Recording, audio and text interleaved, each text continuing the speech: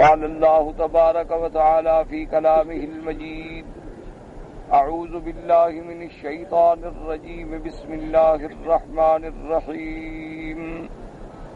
قل لا أقول لكم عندي خزائن الله ولا أعلم الغيب ولا أقول لكم إني ملك إن أتبع إلا ما يوحى إلي.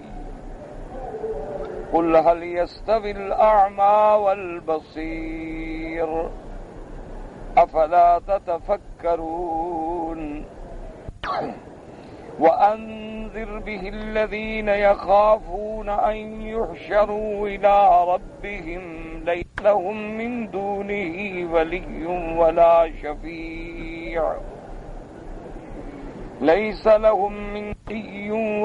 شفيع لعلهم يتقون.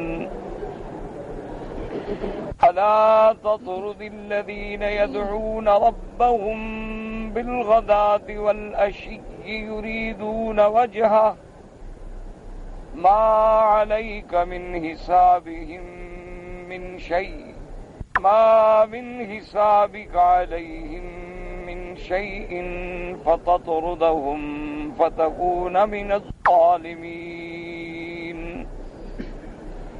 وكذلك فتنا بعضهم ببعض هؤلاء من الله عليهم من بيننا ليس الله بأعلم بالشاكرين. وإذا جاءك الذين يؤمنون بآياتنا فقل سلام عليكم كتب ربكم على نفسه الرحمة أنه من عمل منكم سوءا بجهالة ثم تاب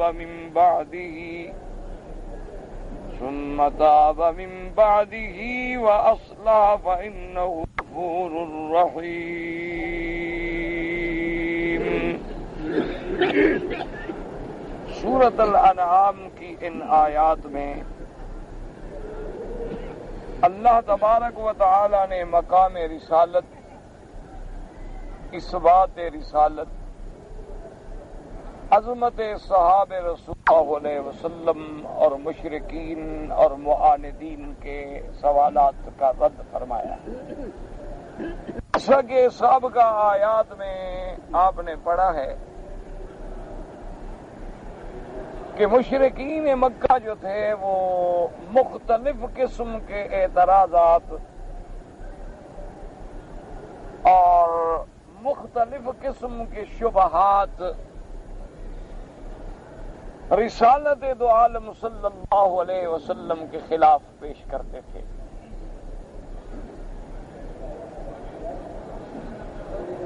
ابھی تو یہ مطالبہ کرتے تھے کہ ہمیں ہمارے مطلوبہ معجزات دکھلائے جائیں،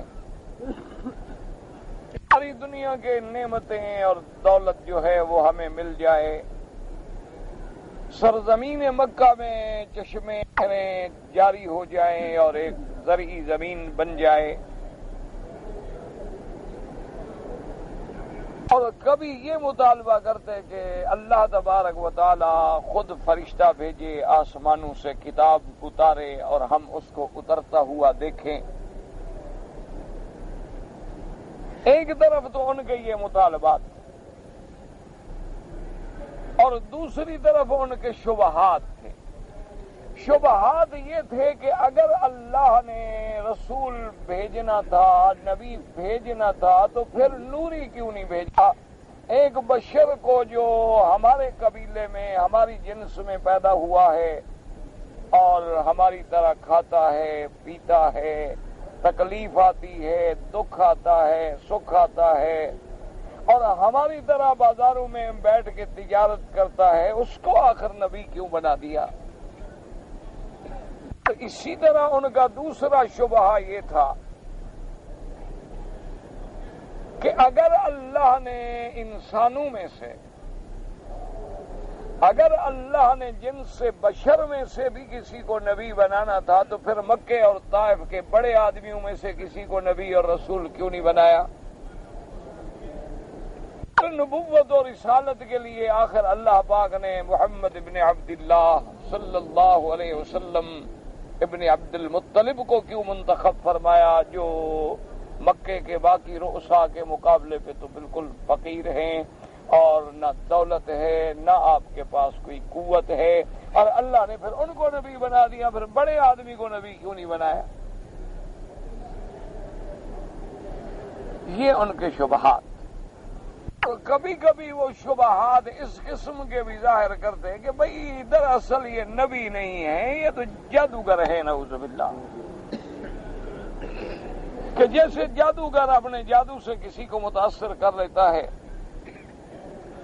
اسی طرح حضور صلی اللہ علیہ وسلم بھی نعوذ باللہ جو آپ کے قریب جاتا ہے اس کو متاثر کر دیتے ہیں، وہ سب کو چھوڑ کے حضور کا دیوانہ ہو جاتا ہے.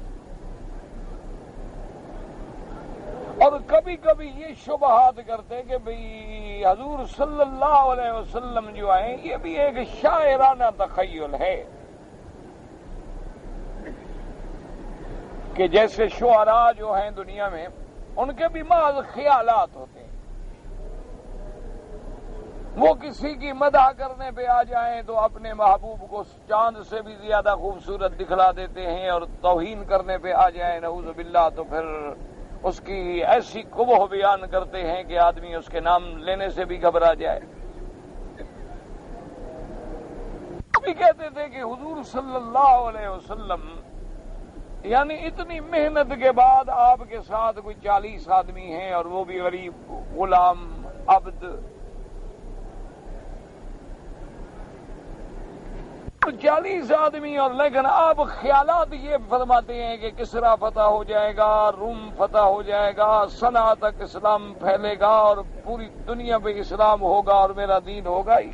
یہ کچھ سمجھ آنے والی بات ہے؟ خیال ہے بات، یہ محض تخیل. دراصل اگر آپ تھوڑا سا غور کریں اور تدبر کریں کہ اگر مکے والے عاندین مشرکین کفار اگر تعصب کی اینک اتار دیتے، دشمنی کے اینک کو اتار دیتے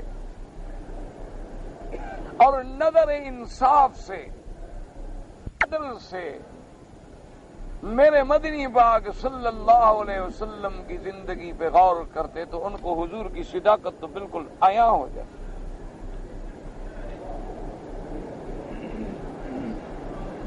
کیونکہ اللہ کے نبی صلی اللہ علیہ وسلم عبداللہ کے گھر میں پیدا ہوئے، حضور صلی اللہ علیہ وسلم کی ولادت، آپ کا بچپنا، آپ کا ابتدائی شباب، آپ کی جوانی، 40 سال تک کی عمر کا ایک ایک لمحہ جو ہے وہ قریش کے سامنے ہے. تو نا اگر حضور پاک باہر سے تشریف لے آتے تو کہہ سکتے تھے نا جی ہم تو نہیں جانتے. اگر سرکار دو جہاں مثلا مدینہ منورہ سے مکے آتے دعوت دینے کے لیے، بیت المقدس سے تشریف لے آتے، شام سے تشریف لے آتے، تو مکے والے کہہ سکتے تھے جی ہمیں حالات کا پتہ نہیں ہے. لیکن جس ذات پاک، جس باعظمت انسان کامل کی ولادت سے لے کر 40 سال تک کا کردار، زندگی، عمل، شان سب حضور کے سامنے ہو،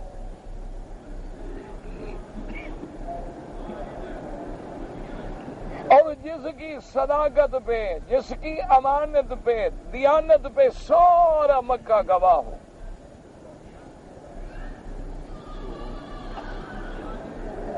اور 40 سال میں ایک دن جس کا کسی مدرسے میں پڑھنا ثابت نہ ہو، کسی معلم کے پاس بیٹھنا ثابت نہ ہو، کسی استاذ کے پاس بیٹھ کے کچھ سیکھنا ثابت نہ ہو، اور 40 سال کے بعد وہ ایک ایسا کلام لے کے آئے جو پوری دنیا کو حیران کر دے،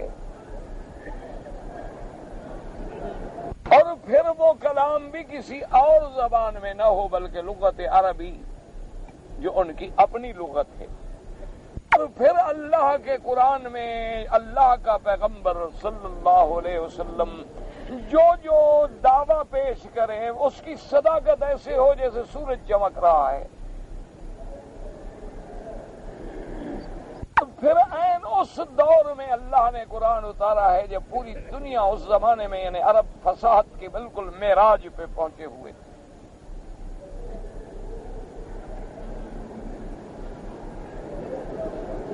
عرب کی فصاحت کا یہ عالم تھا کہ صاحبان وائل جیسے لوگ جنہوں نے زندگی میں ایک لفظ اگر استعمال کیا ہے تو پھر پوری زندگی وہ لفظ زبان پہ نہیں لائے. ان کے ادب میں کمال کا یہ عالم تھا کہ اللہ کے کعبے پر اپنا کلام لکھ کے حج کے موقع پر چیلنج کرتے تھے کہ دنیا میں کوئی ہے جو ہمارے اشعار کا، ہمارے نثر کا، ہمارے ادب کا مقابلہ کر سکے. اللہ کے کعبے پر ان کا کلام لٹکایا جاتا تھا، مقابلے ہوتے تھے. ایسے لوگ ان میں گزرے ہیں، عرب میں فصاحت والے لوگ گزرے ہیں کہ جنہوں نے یعنی اگر کلام کہا ہے کہ بغیر نقط کے حرف لانا ہے، یعنی میں نے کلام میں ایک حرف ایسا استعمال نہیں کرنا جس میں نقطہ لگا ہو. تو خیر بعد میں بہت سارے لوگوں نے ایسا کلام کوشش کیا ہے، اردو میں بھی کوشش کیا ہے. جیسے میرے آقا کی سیرت پر کتاب آئی ہے ہادی عالم، اس میں بھی کوئی ایک حرف ایسا نہیں جو نقطے کے ساتھ ہو. اسی طرح عربی میں ایک تفسیر آئی ہے ابو الفضل فیضی والوں کی جو الہام الرحمان کے نام سے ہے. پورے قرآن کی تفسیر اس نے لکھی ہے اور اس میں کوئی حرف نقطے والا نہیں استعمال کیا گیا. یعنی مثلا الف بغیر نقطے کے ہے، با نقطہ ہے، دال نقطہ نہیں ہے، را نہیں ہے، زا نقطہ ہے، سین پہ نقطہ نہیں ہے، صاد پہ نقطہ نہیں ہے، طا عین پہ نقطہ نہیں ہے. تو پورے قرآن کی تفسیر لکھ دو ان حروف سے جن پہ نقطہ نہ ہو اور عبارت بھی نہ ٹوٹے. اسی طرح یعنی اس دور میں فی البدی کھڑے ہو کر عام اعرابی جنگل میں رہنے والے لوگ بدو لوگ جو تھے فی البدی کھڑے ہو کر ایسے ایک 100 شعر کا قصیدہ کہہ دیتے تھے.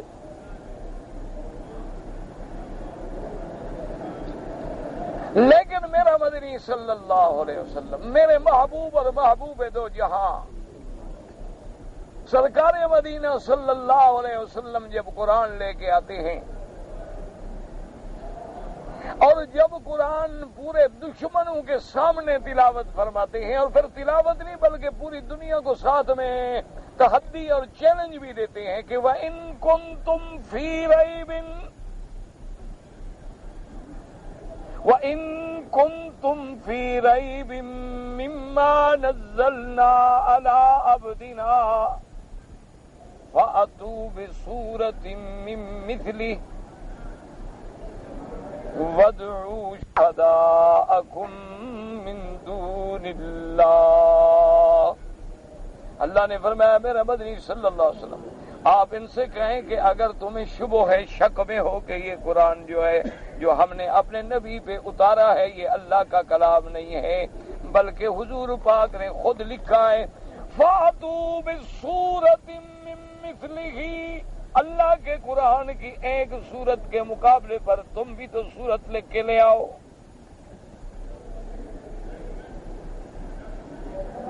اور پھر قرآن کا صرف یہ اعجاز نہیں ہے کہ قرآن جیسا کوئی لکھ نہیں سکتا، قرآن کا اعجاز ہر لحاظ سے ہے، الفاظ کے لحاظ سے بھی، معانی کے لحاظ سے بھی، احکام کے لحاظ سے بھی، اخبار کے لحاظ سے بھی کہ قرآن نے جو خبر دی ہے آج 1400 سال گزر گئے ایک خبر غلط ثابت کرو.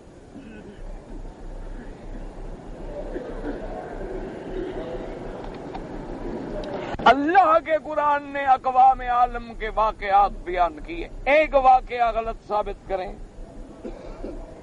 اللہ کے قرآن نے احکام دیے ہیں اور وہ احکام جامع معنی احکام ہیں، ان احکام میں سے ایک حکم کو کہو کہ جناب یہ غلط ہے یا یہ اب نہیں چل سکتا، آپ دیکھیں آج بھی تو دشمن ہم سے بہت آگے ہے. آج بھی یہود و نصارہ جو ہیں اقتصادی طور پر، سیاسی طور پر اور جدید علوم کے طور پر ہم سے بہت آگے ہیں، لیکن قرآن کی ایک خبر کو جھٹلائیں.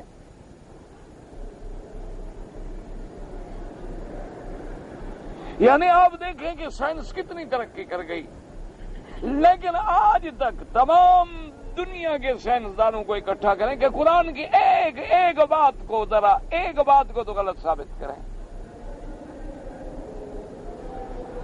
بلکہ اس کے بالعکس اللہ کی شان یہ ہے کہ جو کچھ قرآن نے 1400 سال پہلے فرما دیا تھا، آج علوم کے معراج پر پہنچنے کے بعد ڈھونڈ کے اسی جگہ پہ آتے ہیں، کہتے ہیں ہاں جی بالکل یہ جو قرآن نے کہا تھا بالکل ٹھیک. کتنے لوگ ہیں زرعی ماہرین، کتنے لوگ ہیں جو بڑے بڑے سرجن ہیں، بڑے بڑے ڈاکٹر ہیں، کتنے لوگ ہیں جو بڑے بڑے فلاسفر ہیں، کتنے لوگ ہیں جو بڑے بڑے سائنٹسٹ ہیں، کتنے لوگ ہیں جو بڑے بڑے اقتصاد کے ماہرین میں شمار ہوتے ہیں. ساری محنت کے بعد وہی آ جاتے ہیں کہ جو قرآن نے کہا ہے وہ ٹھیک.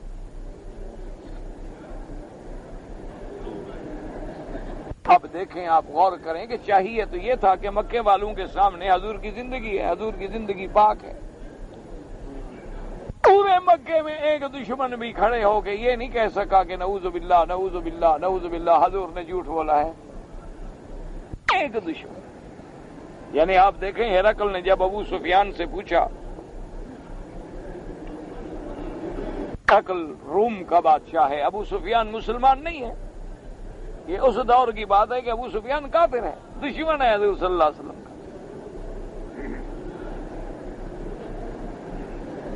جہاں اس نے اور باتیں پوچھی، اس نے کہا کہ یہ بتلاؤ کہ محمد الرسول اللہ صلی اللہ علیہ وسلم جو بات فرمائیں، جو معاہدہ کریں، جو وعدہ کریں، وہ پورا کرتے ہیں یا نہیں کرتے؟ ابو سفیان کہتا ہے میں انتظار میں تھا، میں سوچ رہا تھا کہ کوئی موقع ملے کہ حضور کے خلاف بات کروں. میں نے کہا جی ابھی ہمارا ان کا ایک معاہدہ ہوا ہے، اس سے پہلے تو کوئی اتفاق نہیں ہوا. ابھی ان کا ہمارا ایک آپس میں معاہدہ ہوا ہے، پتہ نہیں، اب وقت گزرے تو پتہ چلے نا کہ پورا کرتے ہیں یا نہیں کرتے. لیکن اس کے ساتھ ساتھ ابو سفیان خود کہتا ہے خدا کی قسم یہ بھی میں جھوٹ بول رہا تھا، مجھے یقین تھا کہ محمد مصطفیٰ پورا کریں گے، ان کی طرف سے معاہدہ نہیں ٹوٹے گا. صلح حدیبیہ میں جو معاہدہ ہوا تھا نا، وہ معاہدہ تھا 10 سال کے لیے، اور شرائط بڑے سخت تھے. اس سے بڑی کوئی شرط ہو سکتی ہے؟ سب سے پہلے تو یہ ہے جی کہ آپ احرام باندھ کے آئے ہیں، بغیر عمرے کے واپس جاؤ. اچھی سلو ہے. سلو کا معنی تو یہ ہوتا ہے نا کہ اچھا بھائی ٹھیک ہے، لڑائی جھگڑا ختم، اچھا آپ عمرہ کر لیں اور تشریف لے جائیں. نہیں، وہ تو ہماری بات قائم رہے نا کہ ہم نے منع کر دیا ہے، بس آپ نہیں داخل ہو سکتے، آپ واپس جائیں. اگلے سال ہم آپ کو 3 دن دیں گے، آپ آ کے عمرہ قضا کر لیں، لیکن اب واپس جائیں. حضور نے فرمایا ٹھیک، قبول. اب دوسری شرط سنیں. انہوں نے کہا حضور صلی اللہ علیہ وسلم دوسری شرط ہماری یہ ہے کہ اگر کوئی بندہ مکے سے مسلمان ہو کر مدینہ منورہ چھپ کے پہنچ جائے، آپ کے پاس آ جائے اور ہم مطالبہ کریں گے تو وہ ہمارا بھاگا ہوا آدمی ہوگا، آپ کو واپس دینا ہوگا. اور اگر آپ کا کوئی مسلمان آپ کی جماعت کو چھوڑ کے مدینہ چھوڑ کے مکے میں آ جائے، ہم واپس نہیں کریں گے. حضور نے فرمایا یہ بھی قبول، یہ شرط بھی قبول. نے کہا حضور صلی اللہ علیہ وسلم، اور یہ بھی آپ کے ہمارے درمیان میں شرط ہے کہ اب آپ جب عمرے پہ آئیں گے تو ماں سوائے ایک تلوار کے اور کوئی ہتھیار نہیں لائیں گے. آدمی ایک تلوار رکھ سکتا ہے. حضور نے فرمایا یہ شرط بھی قبول ہے. انہوں نے کہا حضور اس کے بعد یہ ہے کہ اس معاہدے کی مدت جو ہے وہ 10 سال ہوگی، اور معاہدے کی ایک کاپی آپ کے پاس ہوگی، ایک ہمارے پاس ہوگی، اصل دستاویز جو ہے ہم کعبے میں لٹکائیں گے اندر۔ فرمائے یہ بھی قبول، ٹھیک ہے۔ انہوں نے کہا جی ایک اور شرط یہ ہے کہ اب جو باقی قبیلے ہیں، مثلا مدینہ کے قبائل ہیں، طائف کے قبائل ہیں، رابق کے قبائل ہیں، بڑے بڑے قبیلے تھے، تو ان میں ہر قبیلے کو یہ اختیار ہوگا، وہ آپ کے حلیف بننا چاہیں تو آپ کے بنے، ہمارے حلیف بننا چاہیں تو ہمارے بنے، لیکن اگر اس قبیلے پر کسی نے چڑھائی کی تو پھر یہ معاہدہ ختم ہوگا، چونکہ وہ ہمارا حلیف ہے۔ حضور نے فرمایا ٹھیک ہے، یہ بھی قبول۔ ساری شرطیں قبول ہوں، یعنی اندازہ فرمائیں کہ صحابہ اور چھوٹے صحابہ نہیں، اجلہ سیدنا عمر رضی اللہ عنہ، اب کریے اسلام جو ہے نا اس کے بھی ایک دفعہ تو بدن ہل گیا۔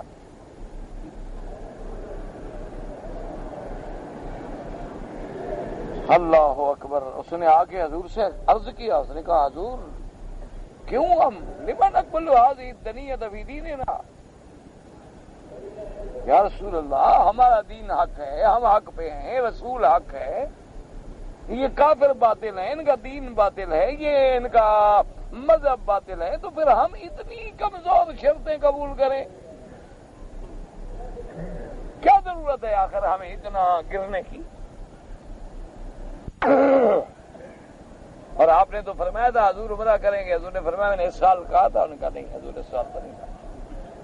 نے کہا حضور پھر یہ ہم کمزور، آپ نے فرمایا عمر سنو انی رسول اللہ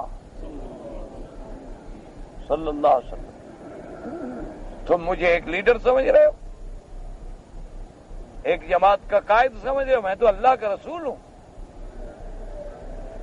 حضرت عمر چپ تو کر گئے، اب حضور کے سامنے کیا بات کر سکتے ہیں، لیکن وہ جو جلال تھا، وہ خون تھا، اس کے اندر تو گرمی تھی۔ وہ حضرت ابوبکر کے پاس آئے، حضرت ابوبکر سے آ کے پھر وہی جھگڑا کیا جو حضور کے سامنے عرض کیا تھا۔ حضرت ابوبکر نے کیا جواب دیا؟ وہی جواب دیا، کہا عمر ھذا رسول اللہ، میں نے کہا عمر اللہ کا رسول، بس اتباع کرو، ہم کچھ نہیں سوچ سکتے، ٹھیک ہے۔ اب راستے میں جاتے ہیں تو اللہ فرماتا ہے کہ مدنی ہم نے آپ کو فتح مبین، انا فتحنا لک فتحا مبینا،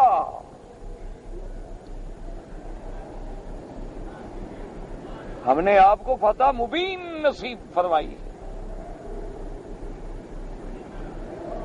صحابہ کہتے ہیں کہ کچھ لوگ سمجھتے تھے کہ فتح مکہ، یا بعد میں اللہ نے خیبر بھی فتح فرما دیا، اسی طرح اور بھی فتوحات ہوئے، لیکن حضرت ابن عباس فرماتے ہیں نا اللہ نے اسی صلح حدیبیہ کو فرمایا تھا فتحا مبینا، یہ صلح جو ہے نا معاہدہ، وہ یہ فتح ہے۔ تو دیکھیں کہ بظاہر کتنی کمزوری ہے، لیکن اللہ فرماتے ہیں میرا مدنی ہم نے تو آپ کو فتح، اور صرف فتح نہیں، فتح مبین۔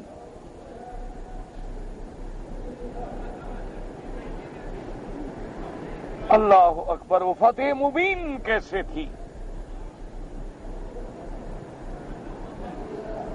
اگر ہم تھوڑا سا سیرت رسول صلی اللہ علیہ وسلم، سرکار دو عالم حبیب کبریا صلی اللہ علیہ وسلم کی سیرت طیبہ پہ غور کریں تو وہ واقعی بڑی فتح ہے۔ یعنی جب یہ معاہدہ ہو رہا ہے اس وقت آپ اندازہ کریں کہ اسلام کو آئے ہوئے تقریباً جو ہے 19 سال گزر چکے ہیں۔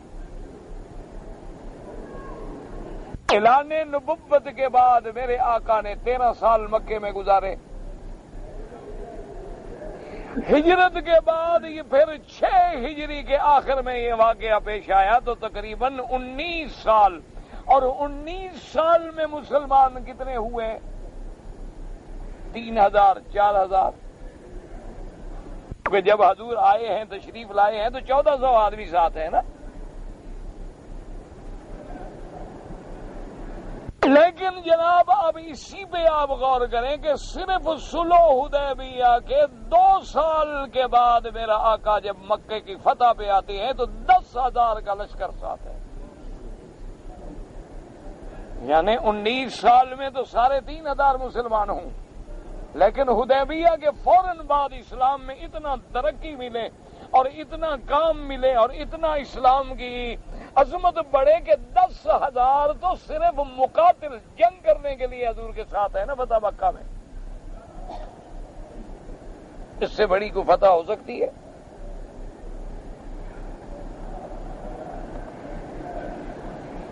اور سرکار دو جہاں صلی اللہ علیہ وسلم معاہدے کے بعد جب مدینہ منورہ میں تشریف لے گئے تو حضور صلی اللہ علیہ وسلم کے ایک صحابی جو اسلام لا چکے تھے اور مکے میں تھے اور کفار مکہ کی قید میں تھے، ان کو موقع ملا اور وہ وہاں سے نکلے. اللہ نے ان کو موقع عطا فرما دیا. ابو بصیر ان کا نام تھا. وہ کسی نہ کسی شکل میں مدینہ پہنچ.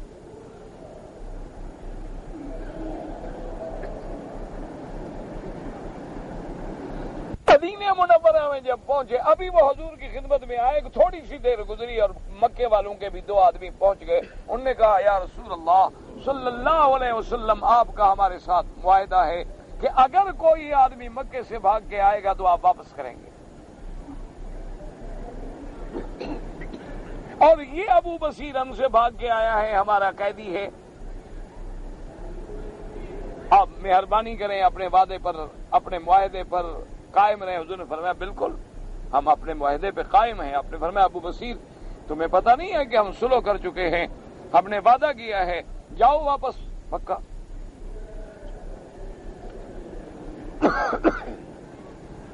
اس نے کہا حضور میں بھاگ کے آیا، میں کافروں کی قید میں تھا، پھر مجھے دشمنوں میں بھیج رہے ہیں. حضور نے فرمایا ہم اپنا عہد سے ادھر ادھر نہیں ہو سکتے، آپ کو جانا ہوگا واپس. ابو بصیر نے کہا کہ ٹھیک، جب اللہ کے نبی کا حکم ہے. ابو بصیر واپس آئے اور جب وہ پہنچے ذل حلیفہ پہ، 2 آدمی تھے نا کافروں کے، 2 آدمی ساتھ تھے. ذل حلیفہ پہ آئے، وہی آگے اور رات ٹھہرے کہ بھی وہاں سے پھر صبح کو سفر جو ہے جاری کریں گے. تو اس نے ان کے ساتھ بے تکلفی پیدا کر لی کہ چلو بھائی ٹھیک ہے میں تمہارا قیدی ہوں. اب پھر میں نے کیا بھاگنا ہے؟ مکے سے بھاگ کے مدینے میں نے آنا تھا کہ مجھے پناہ ملتی تو مدینہ منورہ میں ملتی. اور جب اللہ کے نبی نے بھی مجھے پناہ نہیں دی، آپ کے ساتھ واپس کر دیا ہے، تو اب میں وہاں کے کدھر جاؤں گا؟ ٹھیک ہے میں تمہارے ساتھ ہوں. تو تھوڑی سی بے تکلفی پیدا کر لی. اور اس کے بعد بیٹھے بیٹھے کہنے لگا کہ بھائی وہ ایک آدمی نے تلوار نکالی نا اپنی ذرا روب ڈالنے کے لیے قیدی پر. تو ابو بصیر نے کہا کہ دیکھو بات یہ ہے کہ ایسی تلوار تو میں نے آج تک دیکھی نہیں. یار یہ تلوار تم نے کہاں سے خریدی؟ اس نے کہا ہم سردار لوگ ہیں، یہ تلوار تو بہت قیمتی ہے اور میں یہ تلوار فلاں اس زمانے میں بھی تلواریں جو ہیں مختلف ملکوں سے آتی تھیں عرب میں، وہ بھی ان کی ابو بصیر کے باتوں میں آ گیا. اس نے کہا یار اگر مجھے دکھاؤ تو میں دیکھ سکتا ہوں. اس نے کہا دیکھو کیا؟ اس نے کہا ہم 2 آدمی ہیں، پھر ہمارے پاس اسلحہ ہے، یہ ایک آدمی اب تلوار دے کے کیا کر لے گا؟ اور تلوار نہیں تو بس ابو بصیر نے ماری ہے کہ تو گردن اسی وقت اڑ گئی اور دوسرا بھاگ گیا.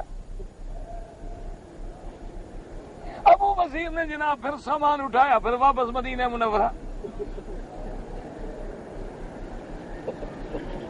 حضور صلی اللہ علیہ وسلم نے جب دیکھا تو آپ نے فرمایا انہ لمسعر حرب واللہ، یہ تو جنگ کی آگ بھڑکانے والا بندہ ہے. نے کہا کیسے آدمی ہو تم؟ اس نے کہا حضور آپ کا وعدہ تھا قیدی واپس کرنا، اب اگر قیدی بھاگ جائے اس کے بھی آپ ذمہ دار ہیں. اس نے کہا حضور آپ کا وعدہ ہے کہ مشرکین مکہ کو قیدی واپس کر دیں، آپ نے وعدہ پورا کر دیا، آپ نے مجھے واپس کر دیا. اب اگر میں راستے میں ان کے ساتھ دھوکہ کروں یا میں نے ان کے ساتھ لڑائی کی ہے، میں اب اپنی جان بچا کر دوبارہ ان سے بھاگ کے آیا ہوں، تو پھر آپ مجھے کیوں آپ نے فرمایا کہ یہ نہیں ہو سکتا۔ وہ بندہ جو ایک بچ گیا تھا وہ بھی بھاگ کے مدینے آ گیا تھا۔ حضور نے فرمایا بھی تمہارا بہرحال غفلت تمہاری اپنی ہے کہ تم نے قیدی کو نہیں سنبھالا، لیکن ابو بصیر تمہارے حوالے لے جاؤ۔ انہوں نے کہا حضور ایک کو پہلے مار چکا ہے، راستے مجھے بھی مار دیں۔ انہوں نے کہا حضور میں نہیں لے جاتا یہ قیدی۔ حضور نے فرمایا اچھا تم نہیں لے جاتے تو ابو بصیر بات سنو، تم مدینے میں نہیں رہ سکتے، باہر جاؤ، ہم نہیں رکھتے۔ اللہ کا نبی اپنی زبان سے نہیں پھر سکتا۔ جو ہم نے عہد کیا ہے، جو معاہدہ کیا ہے، وہ کافروں کے ساتھ ہے، مشرکوں کے ساتھ ہے، لیکن ہم زبان سے جھوٹ نہیں بول سکتے۔ مدینے میں تمہیں رہنے کی اجازت۔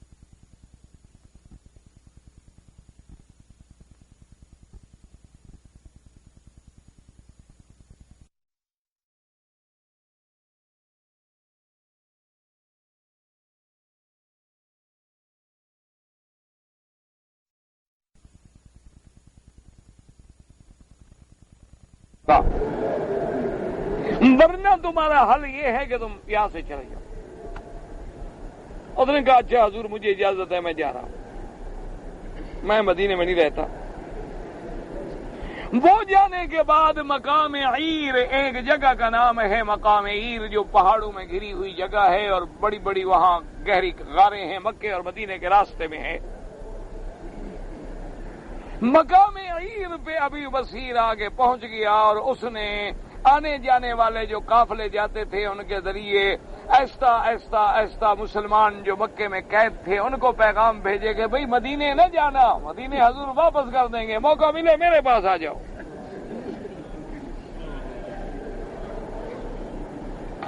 تو چند دنوں میں 70 صحابہ مقام عیر پہ جمع ہو گئے۔ جو بھی اب بھاگے قید سے وہ سیدھا ابو بصیر کے پاس آ جائے۔ اب جب 70 آدمی ہو گئے تو انہوں نے کہا کہ دیکھو بات سنو، اب مدینے تو ہم جاتے نہیں، مدینے جائیں گے تو حضور ہمیں واپس کر دیں۔ مکہ ہمارے دشمنوں کا شہر بن چکا ہے، وہاں ہم رہ نہیں سکتے ہیں، تو اب کم از کم مکے والوں کو آرام تو نہ کرنے دینا، جو قافلہ ان کا نکلے لوٹ لو۔ 70 آدمی ہو گئے، 70 آدمی کو تھوڑا تو نہیں ہوتا نا، اس زمانے میں تو 70 آدمی بڑے ہوتے تھے نا۔ اب جناب جو قافلہ ان کا شام سے آئیے پہلے بیٹھے ہیں آگے انتظار میں۔ قریش مکہ نے اپنے دستے بھیجے، بندے بھیجے، بڑے جنگجو بھیجے، لیکن اتنی گہری غاریں تھیں وہ غاروں میں چھپ جائیں اور لڑ لڑ کے ڈھونڈ ڈھونڈ کے واپس آ جائیں، ملے نہیں۔ تو اسی عالم میں چند دو یوم گزرے، کچھ عرصہ گزرا، جب مکے والے تنگ آ گئے، ابھی کوئی قافلہ ہمارا نہیں پہنچتا، اور پھر حضور پاک کا تو اس میں کوئی مسئلہ نہیں، مدینے میں تو ہے نہیں، اور نہ حضور ان کو مدینے آنے دیتے ہیں، حضور تو اپنی زبان پہ قائم ہیں۔ ابو سفیان خود لشکر لے کے اپنے چند ساتھی لے کے مدینے میں آیا اور اس نے کہا کہ یا رسول اللہ صلی اللہ علیہ وسلم، وہ جو ہم نے معاہدہ کیا تھا کہ ہمارا بندہ آئے تو آپ واپس کریں گے اور تم آپ کا آئے تو ہم نہیں کریں گے، مہربانی کریں یہ معاہدہ اصل ہم لے آئے ہیں، یہ شرط اڑا دیں، شرط ہمیں نہیں چاہیے، جو آتا ہے آپ کے پاس رہے، ہمیں نہیں چاہیے۔ حضور نے فرمایا ابو سفیان تم لوگوں نے شرط رکھی تھی؟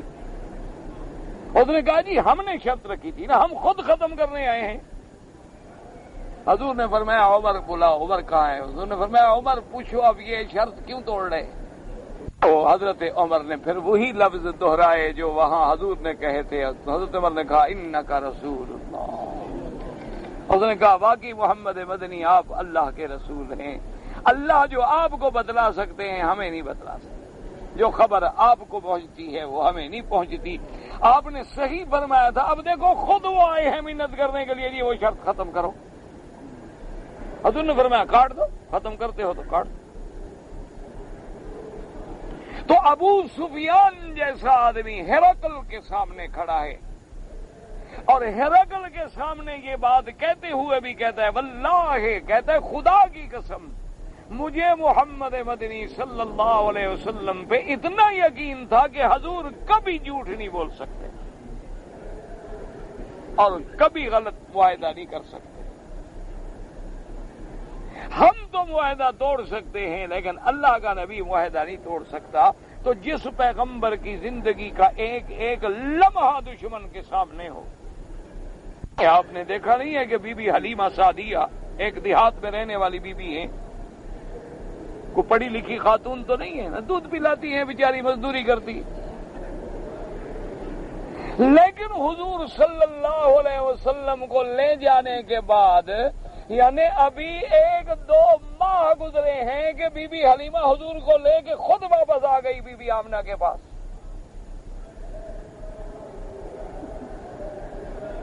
حضور صلی اللہ علیہ وسلم ابھی 2 ماہ کی عمر ہے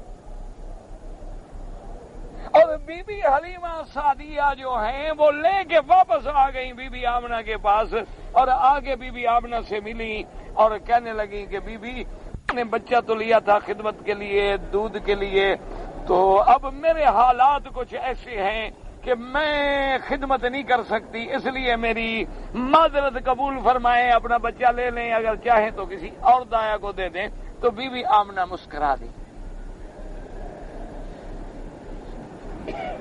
تو بی بی حلیمہ نے پوچھا کہ بی بی آمنہ آپ تو مسکرا رہے. انہوں نے کہا مجھے پتا ہے کہ تم تو محمد مدنی کے ساتھ اتنا پیار کرنے والی ہو, تم اس لیے دینے آئی ہو کہ کچھ حالات تم نے ایسے دیکھے ہیں جو تمہیں سمجھ نہیں آ رہے. میں نے کہا ہاں سچی بات تو یہی ہے بی بی کہ عجیب بات ہو گئی ہے کہ ہمارے علاقے میں سارے لوگوں کی بکریاں جاتی ہیں, بھوکھی آتی ہیں, لیکن میرے مدنی کے بکریاں جب سے حضور آئے ہیں ہماری بکریاں پیٹ بھر کے آتی ہیں. اور بی بی 2 مہینے کا بچہ ہے, وہ روتا نہیں. 2 مہینے کا بچہ ہے, وہ کبھی میرے بائیں پستان سے دودھ نہیں لیتا,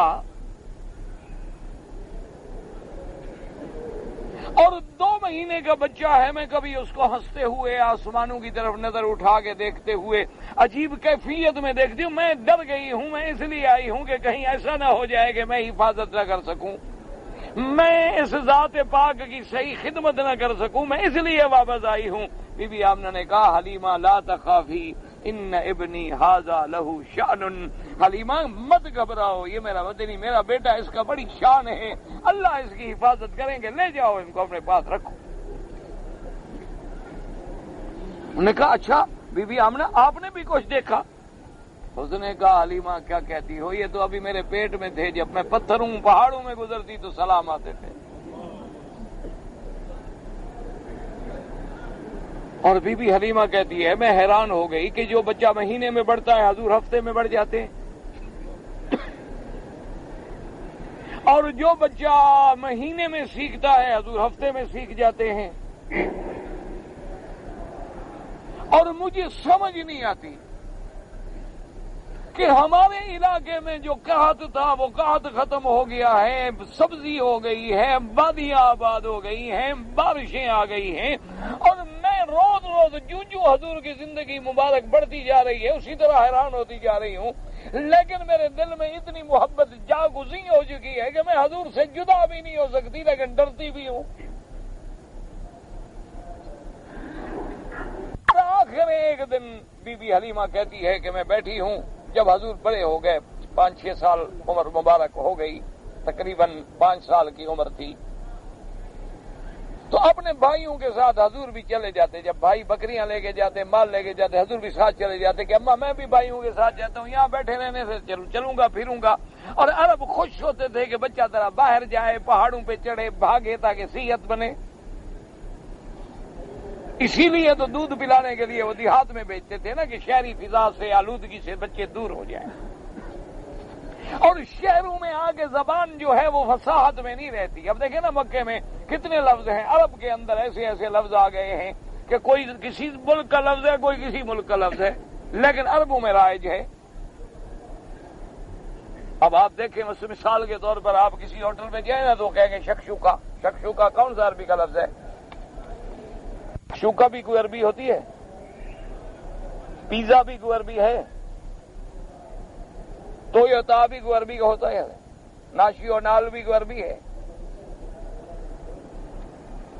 یہ اگلک کون سی عربی ہے؟ یہ بعد کون سی عربی؟ یہ تو کیا ہے؟ کوئی لفظ تو کہیں سے آیا، کوئی کہیں سے آیا، حجاج کرام آئے، ہر آدمی اپنا کوئی نہ کوئی ایک آدھا لفظ چھوڑ گیا، وہ لفظ رائج ہو گیا، یا کوئی انگریزی کا لفظ ہے زبانوں پہ نہیں چڑھتا، اس انگریزی کو عربی بنا دیا انہوں نے۔ اب نیشنل نہیں کہہ سکتے تو ناشیونال،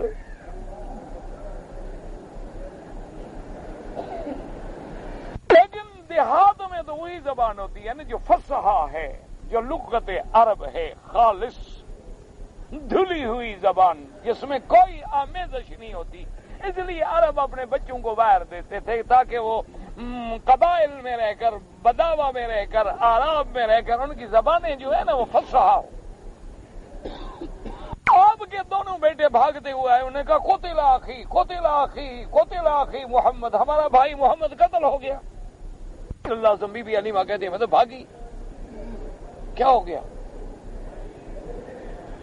اور میرا خامد بھاگا، جس نے سنا وہ بھاگا بھی، محمد مصطفیٰ آج بچے ہیں، آپ کو نعوذ باللہ کس نے قتل کر دیا؟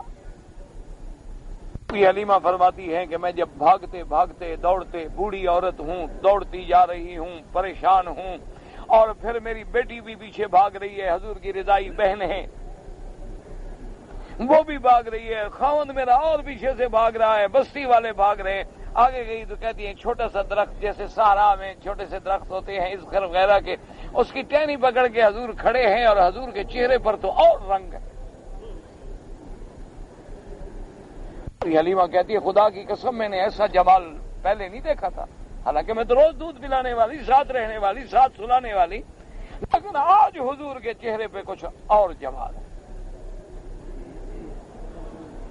تو میں نے کہا الحمدللہ الحمدللہ الحمدللہ، اللہ تیرا شکر ہے، اللہ تیرا شکر ہے، میرا بچہ سالم ہے۔ تو میں نے کہا خیر ہے، کیا بات ہے تمہارے بھائی بھاگ کے آئے؟ انہوں نے کہا اماں بات کا تو مجھے پتا نہیں ہے، دو آدمی ایسے اترے، انہوں نے آگے مجھے سلا دیا، پھر میرا سینہ مبارک جو ہے نا یہاں سے ایسے چاک کیا، پھر میرے دل مبارک کو نکالا، اس کو دھویا، پھر اندر رکھا، ٹانکے لگائے، آپریشن کیا اور چلے گئے۔ تو بی بی حلیمہ کہتی ہے میں حیران ہوگی، میں نے کہا یہ کیا ہو گیا؟ کیا کہہ رہے ہیں؟ اور انہوں نے جب مجھے لٹاتے ہوئے اور دیکھا نا تو میرے بھائی بھاگ اٹھے، اور میں بھی یہ سب دیکھتا رہا، میرے سامنے یہ سب کچھ ہوا، میرا سینہ کھولا گیا، بی بی دیکھ رہی ہے، صحابہ کہتے ہیں ٹانکوں کے آثار نشان جو تھے وہ بھی باقی تھے حضور کے سینے مبارک۔ بی بی حلیمہ فرماتی ہے اب تو میں بالکل پکی ڈر گئی، اب میں نے کہا اب میں حضور کو نہیں رکھ سکتی۔ تو بی بی حلیمہ 5 سال کی عمر میں پہچان گئی ہے، اور مکے والے 40 سال تک نہیں پہچان سکے تھے۔ یہ بات ہے، یہودیوں کے کاہن جو تھے بڑے بڑے، وہ تو حضور عدد والی رات جس دن حضور پیدا ہوئے اسی رات پہچان گئے، اسی رات دوڑتے ہوئے سب سے بڑا کاہن آتا ہے اور عبد المطلب حضور پاک کو اپنے ہاتھوں پہ لاتے ہیں، اور اسی وقت دیکھتے ہیں اور کہتے ہیں ولد نبی هذه الامہ، کہ عبد المطلب اس امت کا نبی پیدا ہو گیا، اور اس کے بعد بے ہوش ہو جاتا ہے، اور جب ہوش میں آتا ہے تو پھر اس کو یاد آتی ہے بات کہ میں کیا کہہ گیا، پھر اس کو ہوش آتا ہے، ظالم کو، کاہن کو، اس کذاب کو، کہتا ہے ڈر گیا نا کہ میں تو کہہ بیٹھا کہ نبی ہے، ہم نے تو چھپانا تھا کہ نبی نہیں ہے، لیکن میری زبان سے بے ساختہ نکل گیا، میں کیا کہہ گیا؟ جب ہوش آیا تو کہنے لگا بات سنو، ان عفریتا من الجن، ایک بڑا جن ہے بڑا متبرد، اس نے اس بچے کے منہ پر قبضہ کیا ہوا ہے، بچہ دودھ نہیں لے گا، میرے پاس لے آؤ، میں کچھ پڑھوں کو تو پھر یہ جن بھاگ جائے گا۔ اس نے کہا نہیں مجھے تو نہ تمہاری ضرورت ہے نہ جن کی ضرورت، وہ ہماری طرح کو ڈھل میں لکیدے والا تو نہیں تھا نا، یہ تو ہمارے لوگ ہیں نا، جو چمکتی ہوئی چیز دیکھ لی سونا ہے، جو شوبدہ دیکھ لیا وہ ہمارے لیے بہت بڑی کرامت بن جاتی ہے۔ وہ تو مکے والے لوگ تھے، اس لیے کہنے کا مقصد میرا یہ تھا اس ساری تمہید کا کہ مشرکین مکہ اگر تعصب کی عینک کو اتار کے ایک طرف رکھ دیتے تو ان کو میرے مدنی کی صداقت جو تھی واضح ہو جاتی، اس لیے اللہ نے فرمایا میرا بدنی آپ ان کو جواب دیں. فرمایا قل لا اقول لكم عندي خزائن اللہ ولا اعلم الغیب ولا اقول لكم انی ملک. اب دیکھیں 3 چیزیں. قل لا اقول لكم عندي خزائن اللہ. ظالمو میں نے تو تمہیں کبھی نہیں کہا کہ اللہ کے خزانے میرے ہاتھ میں ہیں. جو مطالبہ کرتے ہو کہ سارے خزانے ہمیں مل جائیں، سونا چاندی مل جائے، مکے کی زمینیں آباد ہو جائیں، باغ لگ جائیں، یہ ساری نعمتیں مانگتے ہو. پہلے یہ بتاؤ میں نے کبھی دعویٰ کیا ہے کہ اللہ کے خزائن میرے ہاتھ میں ہیں؟ جب میں نے دعویٰ نہیں کیا تو مانگتے کیوں؟ یا تو میں دعویٰ کروں کہ خزائن اللہ میرے ہاتھ میں ہیں، پھر تم مطالبہ کرو گے جی ہمیں دے دو. ولا عالم الغیب. اور تم یہ کہتے ہو کہ ہمیں ساری بہتری کی باتیں بتا دو، ہمیں اگلے زمانے کے حالات بتا دو تاکہ ہم اچھی چیزیں لے لیں اور بری سے بچ جائیں. اور ظالموں میں نے کبھی تم سے کہا ہے کہ میں عالم الغیب ہوں؟ نے کبھی دعویٰ کیا ہے علم غیب کا کہ مجھ سے کہتے ہو جی ہمیں مستقبل کی باتیں بتاؤ ہم کیا کریں؟ ولا اقول انی ملک. اور نہ میں نے کبھی دعویٰ کیا ہے کہ میں نوری شخصیت ہوں، میں نور کی مخلوق ہوں، یا میں فرشتہ ہوں اللہ کا انسان کی شکل میں آیا ہوں. میں نے کبھی کہا ہے؟ اور میں نے کیا کہا؟ ان اتبع الا ما یوحی الی. میں نے تو صرف یہ کہا ہے کہ میں اللہ کا بھیجا ہوا پیغمبر ہوں، نبی ہوں، رسول ہوں. اللہ مجھ پہ وحی فرماتے ہیں، اللہ قرآن نازل فرماتے ہیں، اور میں اللہ کے حکم کے تابع ہوں، اللہ کے فرمان پہ چلنے والا ہوں. اس میں آپ بتائیں کہ کبھی میں نے کوئی بات خلاف کی ہو؟ اس کے بعد اللہ نے فرمایا میرا مدنی صلی اللہ علیہ وسلم قل هل يستوي الاعمى والبصير. آپ کہہ دیجئے کہ ظالموں کیا اندھا اور دیکھنے والا دونوں برابر ہو سکتے ہیں؟ کیا جھوٹا اور سچا برابر ہو سکتے ہیں؟ جیسے اندھا اور بصیر برابر نہیں ہو سکتے، حق اور باطل ایک نہیں ہو سکتے، صدق اور کذب ایک نہیں ہو سکتے، دن اور رات ایک نہیں ہو سکتے، ظلمت اور نور ایک نہیں ہو سکتے. اسی طریقے سے یاد رکھو یہ نہیں ہو سکتا کہ وہ بشر بھی ہو ملک بھی ہو. افلا تتفکرون. کیا تم حقائق کو سمجھنے میں فکر نہیں کرتے ہو؟ اور اللہ نے فرمایا میرا بدنی چھوڑے ان ظالموں کو اگر ایمان نہیں لے آتے. وَأَنذِرْ بِهِ الَّذِينَ يَخَافُونَ أَن يُحْشَرُوا إِلَىٰ رَبِّهِمْ. آپ ان کو ڈرائیں جو اللہ سے ڈرنے والے ہیں، آپ ان کو انذار فرمائیں، ان کو دعوت دیں کہ انہوں نے اپنے رب کی دربار میں بھی کھڑا ہونا ہے.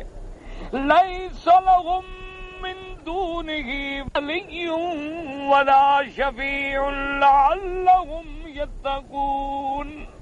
اور جب قیامت کا دن ہوگا کوئی تمہارا مولا، کوئی تمہارا مددگار، کوئی تمہارا ولی اللہ کے سوا نہیں ہوگا. لعلہم یتقون. شاید وہ ڈر جائیں. آپ ان کو ڈرائیں جو ڈرنا چاہتے ہیں، آپ ان کو دعوت دیں جو اسلام قبول کرنا چاہتے ہیں، آپ ان کو توحید کا سبق پڑھائیں جن کو توحید کی تلاش ہے. اگر یہ مکے والے اسلام نہیں لاتے تو آپ چھوڑیں، ان کے اسلام لانے نہ لانے سے آپ کا کوئی نقصان نہیں ہوگا. اللہ کے نبی نے واضح کر دیا. اللہ نے اپنی شان رسالت کے رسول، اللہ کا نبی ہوتا ہے، رسول ہوتا ہے، اور یہی تو شرف ہے کہ اگر فرشتہ ہو کے آسمانوں پہ جائے تو کیا کمال ہے. کمال تو یہی ہے کہ محمد ابن عبداللہ ہو، عبد المطلب کا پوتا ہو، آمنہ کا بیٹا ہو. اور سیدہ عائشہ کا شوہر ہو، حسنین کا نانا ہو، اور پھر آسمانوں پہ جائے. کمال تو یہی ہے. ورنہ جبریل تو روز آتے تھے، روز جاتے تھے. فرشتے تو روز اترتے ہیں، روز جاتے ہیں. دن کے فرشتے الگ ہیں، رات کے فرشتے الگ ہیں. وہ روزانہ آتے ہیں اور روزانہ رپورٹ لے کے آسمانوں پہ جاتے ہیں. کرامن کاتبین آتے ہیں. لیلۃ القدر میں جبریل اترتے ہیں. تو کوئی کمال نہ ہوا. کمال تو یہ ہے کہ سید البشر صلی اللہ علیہ وسلم محمد الرسول اللہ. کمال تو یہ ہے کہ عبداللہ کا بیٹا ہو. کمال یہ ہے کہ مکے میں پیدا ہو، یتیم مکہ ہو، اور عظمت یہ ہو کہ جبریل بھی دروازے پہ کھڑا ہو. اجازت نہ ملے تو اندر بھی قدم نہیں رکھ سکتا. اجازت نہ ملے تو بات بھی نہیں کر سکتا، بول بھی نہیں سکتا. ایک دفعہ حضور نے فرمایا جبریل تم آنے میں دیر کر دیتے ہو، مجھے انتظار رہتی ہے. جبریل نے کہا حضور وانا اشفق الیک، خدا کی قسم مجھے تو آپ کی زیارت کا آپ سے بھی زیادہ شوق ہوتا ہے، لیکن جب اللہ حکم نہ دے ہم ہل نہیں سکتے، ہم چل نہیں سکتے ہیں. تو اس میں عظمت رسالت بھی ہے اور مشرکین کا رد بھی ہے. اللہ آپ کو ہمیں سرکار دو جہاں کی غلامی نصیب فرمائے اور حضور کی غلامی میں زندگی گزرے، اسی میں موت آئے.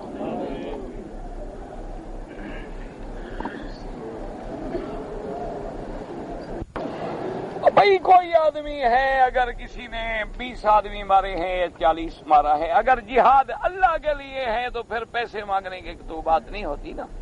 بہرحال جو مجاہدین بھی جہاد کر رہے ہیں دعا کریں اللہ ان کی قدم قدم پہ نصرت فرمائے. اللہ تبارک و تعالی ان کو استقامت نصیب فرمائے، کیونکہ آج کفر اور اسلام پھر ٹکرا رہا ہے. ایک طرف بتوں کے پجاری ہیں اور ایک طرف جیسے بھی ہوں کلمہ محمد کا پڑھنے والے ہیں. اللہ ان کی مدد کرے اور اللہ تبارک و تعالی کافروں کو نیست و نابود فرمائے.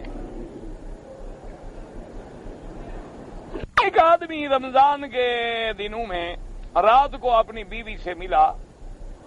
صبح جب اٹھا تو سردی اتنی شدید تھی کہ وہ فوراً غسل نہیں کر سکا، لیکن روزے کی نیت کر لی اور غسل بعد میں کیا. روزہ ہو جاتا ہے، کوئی بات نہیں، نیت کر لے آدمی، چاہے غسل سورج نکلنے کے بعد بھی کرے تو روزہ ہو جاتا ہے. اپنے والدین کی قبر پہ جائیں، کوئی منع نہیں، بالکل جائیں، ان کے لیے دعا کریں، مغفرت کریں. قبر پہ جانے سے تو حضور پاک نے منع نہیں فرمایا. مقصد یہ ہوتا ہے کہ قبر پہ جا کے سجدہ نہ کریں، قبر پہ جا کے چومی چاٹی نہ کریں، قبر پہ جا کے ان سے سوال نہ کریں. قبر پہ جانا، عبرت پکڑنا، ان کے لیے دعا کرنا، یہ تو سنت ہے. خلفائے راشدین میں کسی خلیفے کو علم غیب تھا. جب نبی کو علم غیب نہیں ہوتا تو خلیفے کو کیا مطلب؟ میری عورت جو ہے وہ میرے ماموں سے پردہ کرے، بالکل پردہ کرے، کیوں نہ کرے. میرا ایک رشتہ دار ہے جو بینک میں مینیجر ہے، اگر وہ مجھے کوئی ہدیہ دے میں لے سکتا ہوں، بالکل کوئی بات نہیں. آپ کو تو ہدیہ دے رہا ہے نا. اور پھر نوکری جو کر رہا ہے، نوکری تو سود نہیں ہوتی. علماء نے یہ لکھا ہے کہ ایسے اداروں کی نوکری نہ کی جائے اور نوکری تلاش کرے، جب مل جائے تو اس کو چھوڑ دے، ورنہ وہ تو اپنے مزدوری اپنے وقت کا پیسہ لیتا ہے نا. اگر وہ آپ کو ہدیہ دیتا ہے کوئی ایسی بات نہیں ہے. میری پھوپھی وفات پا گئی، اللہ سب کی مغفرت کرے. میری گاڑی کے نیچے ایک بلی آ گئی، مر گئی، کوئی بات نہیں، آپ کی نیت تھوڑی تھی مارنے کی.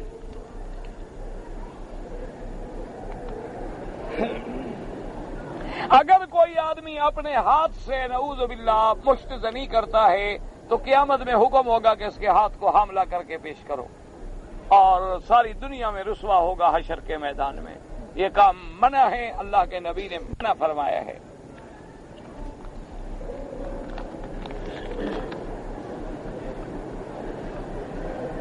نماز جنازہ میں مجھے کسی نے کہا ہے کہ صف میں فاصلہ رکھیں، بالکل غلط ہے. صف اسی طرح بنائیں جیسے نماز کی صف ہوتی ہے، مل کے کھڑے ہوں.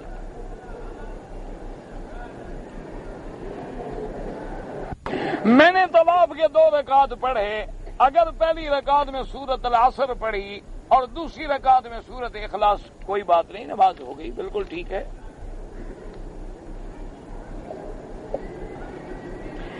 نماز جنازہ کے بعد ہمارے ملک میں ہماری مسجد کا جو امام ہے وہ میت کے سرانے کے پاس قریب بیٹھ کے قرآن پڑھتا ہے اور لوگوں سے پیسے لیتا ہے. بالکل حرام ہے، ناجائز ہے. متوفی عورت جو ہے جس کا خامد مر جائے اس کی عدت 4 مہینے 10 دن ہے، اور طلاق کی عدت جو ہے امام ابو حنیفہ رحمۃ اللہ علیہ کے نزدیک 3 حیض ہے، اور امام شافعی کے نزدیک 3 طہر ہے، اور اگر عورت کو حیض نہیں آتا تو 3 مہینے ہے۔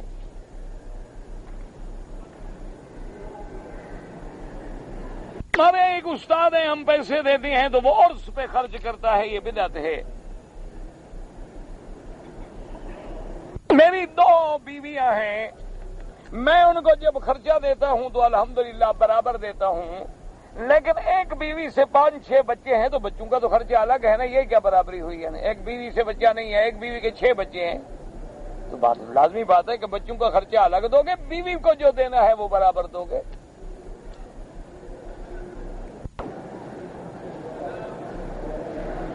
میں نے 12 تاریخ کو زوال سے پہلے کنکریاں ماری ہیں، تو بالکل ایک بکری آپ کو دم دینی ہوگی، ایک بکری ذبح کر کے مسکینوں کو کھلا دیں۔ معارف القرآن جو ہے وہ اردو میں ہے، مفتی محمد شفیع صاحب کی تفسیر جو لکھی ہی اردو میں گئی تھی۔ اسی حج کے پہلے والے حج کیا، طواف صفا مروہ نہیں کیا، ماشاءاللہ۔ بہرحال اب تو حل یہی ہے کہ طواف بھی کرو، صفا مروہ بھی کرو، اور ایک بکری دم بھی ادا کرو۔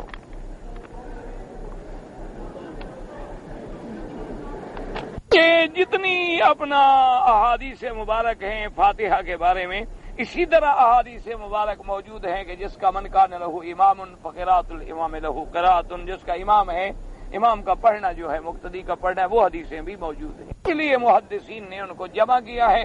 دیکھنا ہے تو آپ کتاب الصلاۃ دیکھ لیں۔ اللہ تبارک و تعالی سب کی نمازیں قبول فرمائے، اور اللہ تبارک و تعالی ہمیں فتنے فساد سے، ہر قسم کے اختلافات سے محفوظ فرمائے۔ اللہم صلی علی سیدنا محمد وعلی آل سیدنا محمد وبارک وسلم۔ یا الہ العالمین، یا ارحم الراحمین، عالم اسلام کی عزت و غلبے کا فیصلہ فرما، یا اللہ کفر کی ذلت کا فیصلہ فرما، یا اللہ مجاہدین کشمیر کی قدم قدم پہ نصرت فرما، یا اللہ قدم قدم پہ حفاظت فرما، یا اللہ وثنی اور یہودیوں کو اور ہندوؤں کو اپنے قہر سے ہمیشہ کے لیے نیست و نابود فرما، یا اللہ فلسطین کوسوا کے مسلمان جہاں جہاں بھی ہیں ان کی جان مال آبرو عزت کی حفاظت فرما، یا الہ العالمین پاکستان کو استحکام نصیب فرما، پاکستان کی حفاظت فرما اور قرآن و سنت کا قانون جاری فرما، یا الہ العالمین حرمین الشریفین کو قیامت تک ہر فتنے سے محفوظ فرما، یا اللہ بیماروں کو شفا عطا فرما، بے حیاؤں کو حیا عطا فرما، بے دینوں کو دین عطا فرما، بے اولادوں کو اولاد عطا فرما، جن کی اولادیں ان کو صالح بنا، بے روزگاروں کو روزگار عطا فرما، قرض داروں کے قرض عطا فرما، یا اللہ ہماری ظاہری باطنی روحانی جسمانی بیماریاں پریشانیاں سب اپنی رحمت سے دور فرما۔ اللہم اجعل لنا وللمسلمین من کل ہم فرجا ومن کل ضیق مخرجا من کل بلاء عافیہ۔ صلی اللہ تعالی علی خیر خلقہ سیدنا محمد وعلی آلہ واصحابہ اجمعین۔